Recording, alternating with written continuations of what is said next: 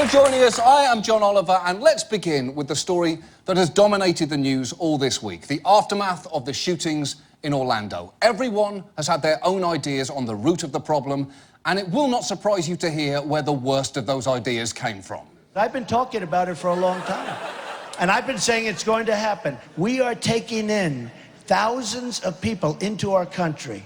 We have no idea where they come from. We have no idea who the hell they are. Okay, there is a great deal wrong with that, not least the fact that we know exactly where this shooter came from because he was born in Queens, about 8 miles from where Donald Trump was born, presumably when a racist fairy brought a butternut squash to life. Now, for their part, Democrats chose to focus less on the shooter and more on the weapons he used, even springing a surprise filibuster on the floor of the Senate. Democrats, led by Chris Murphy of Connecticut, held the floor for nearly 15 hours, pushing for new regulations to stop people on the terror watch list from buying guns and to expand background checks. After nearly 15 hours, Murphy said he had gotten signals that his 2 measures would get a vote. Wait, is he absolutely sure he saw those signals? Or was that a hallucination brought on by ammonia poisoning after holding his pee in for 15 hours? To be fair, though, those proposals are actually coming up for a vote. But before you get your hopes up, there may be a bit of a problem. Let's not kid ourselves. The Republicans control the House of Representatives.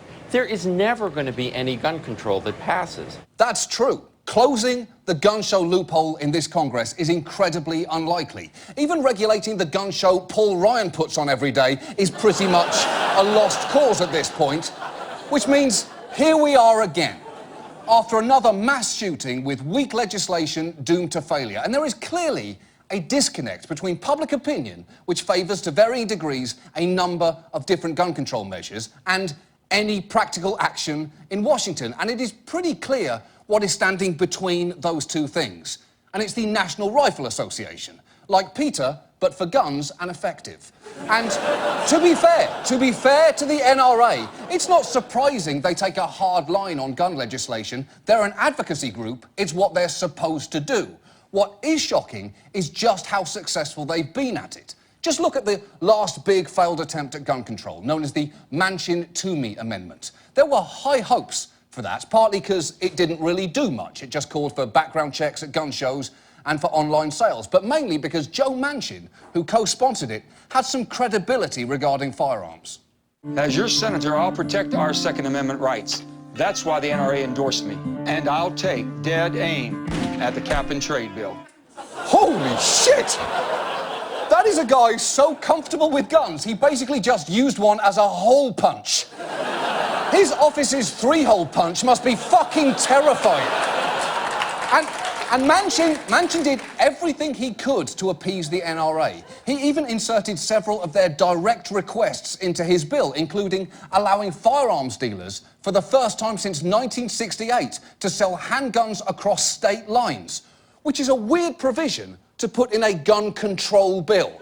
It's like letting Jose Cuervo convince you that the 7th step in Alcoholics Anonymous should be tequila shots. But despite all that, the NRA turned on Manchin and the bill and then punished him by running ads like this in his home state. Manchin is working with President Obama and New York Mayor Michael Bloomberg. Concerned? You should be. Yes, the NRA stabbed Manchin in the back, although it would have been more on brand of them to shoot him in the back and then argue it never would have happened if his back had had a gun. And the thing is, whenever any potential regulation comes up, the pushback is always the same.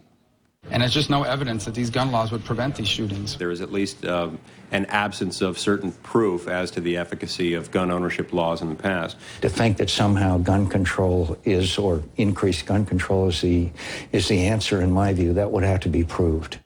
Ah, yes, it's the old "I'm not doing anything until you can prove it" argument. The same argument favoured by climate change deniers and fathers of the baby on Maury.